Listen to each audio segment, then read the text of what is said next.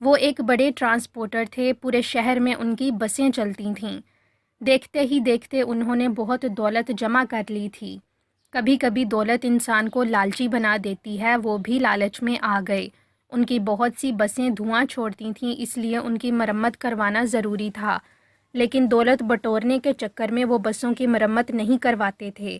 جب بھی کوئی ڈرائیور بس کی مرمت کروانے کے لیے کہتا تو وہ ہنس کر کہتے، کیا ضرورت ہے مرمت کی؟ بس دھواں چھوڑتی ہے تو چھوڑے، خرچے کی بات مت کرو۔ وقت یوں ہی گزرتا رہا۔ اگر کبھی کوئی ٹریفک پولیس والا بس روک لیتا تو وہ کسی نہ کسی طرح اثر و رسوخ سے بس چھڑا لیتے تھے۔ ایک دن وہ اپنے آفس میں بیٹھے ہوئے تھے کہ گھر سے فون آیا۔ ان کی بیوی نے بتایا کہ بیٹے کی طبیعت بہت خراب ہے۔ ان کے اکلوتے بیٹے کی عمر 15 سال تھی، جس سے وہ بہت پیار کرتے تھے۔ فوراً بیٹے کو ہسپتال لے کر پہنچے۔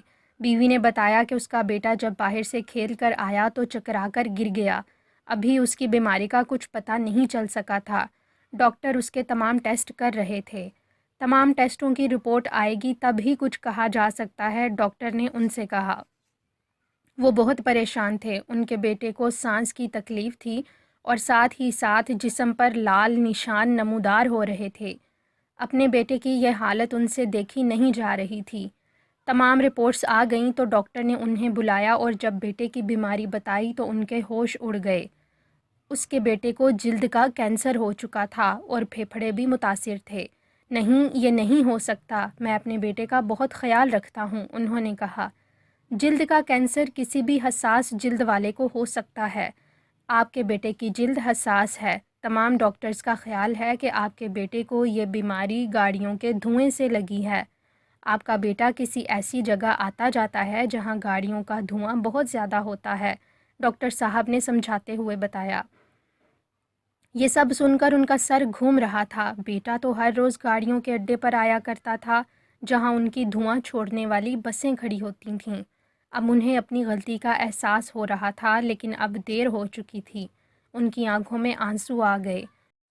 ان کو ایسا لگا جیسے انہیں اپنے کیے کی سزا مل رہی ہو۔ انہیں احساس ہوا کہ میری دھواں چھوڑتی بسوں کی وجہ سے نہ جانے کتنے لوگ بیمار ہوئے ہوں گے۔